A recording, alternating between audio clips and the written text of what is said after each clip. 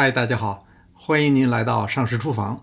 最近我做了一个蒜香面包，我觉得特别好吃，今天就来和您分享一下这款面包的做法。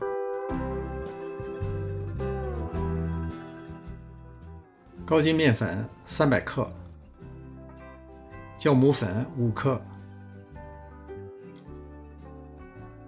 白糖10克，1 pinch 盐，我查了一下是 0.36 克，我的秤已经称不出来了。这大概就是我们常说的加少许盐。再加入1个鸡蛋，大约是50克，20克的融化黄油，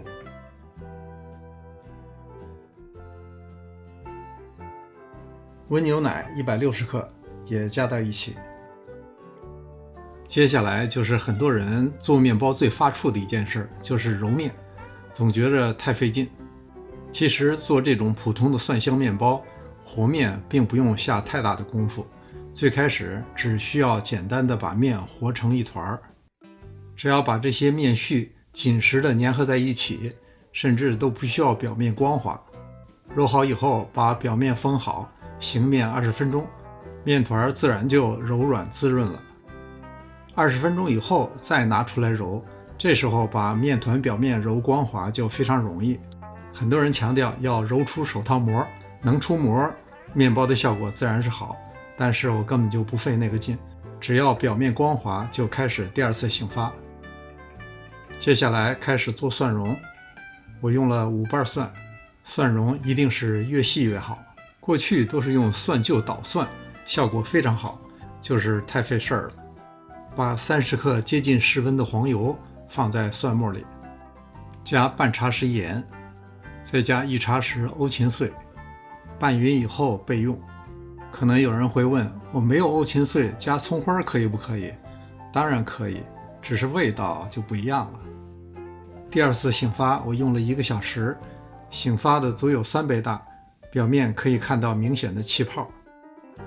放到案板上也不用揉面，就用手掌轻轻地按压排气，案板上也不用放补面，不会粘。接着再用擀面杖擀成一个长方形状，最后擀成大约6-7毫米厚。如果边角不够整齐，还可以用手整理一下。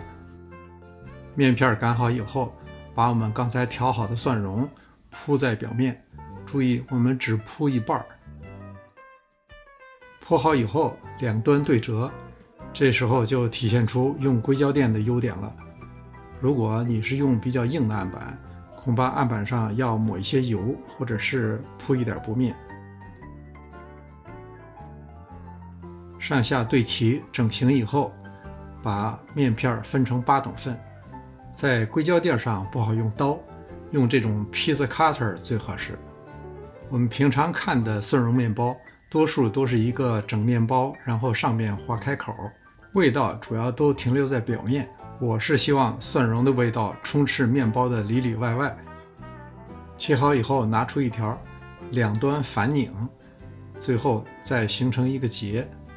这种像是绳子打结的方法是最简单的打结方法了，估计没有人说这太复杂了吧。都做好以后再次醒发30分钟，让它形状更加饱满。烤之前先薄薄的刷一层蛋液，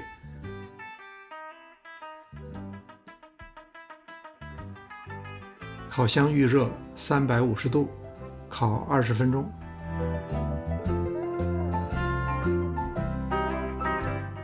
这款面包层次自不必说，非常暄软，而且最大的特点就是蒜蓉的味道无处不在。不过有一个最大的缺点，就是做成这样根本就不够吃，300克的面粉转眼之间就没了。感谢您的观看，临走前别忘了点赞、订阅、留言。这里是上市厨房，我们下次再见。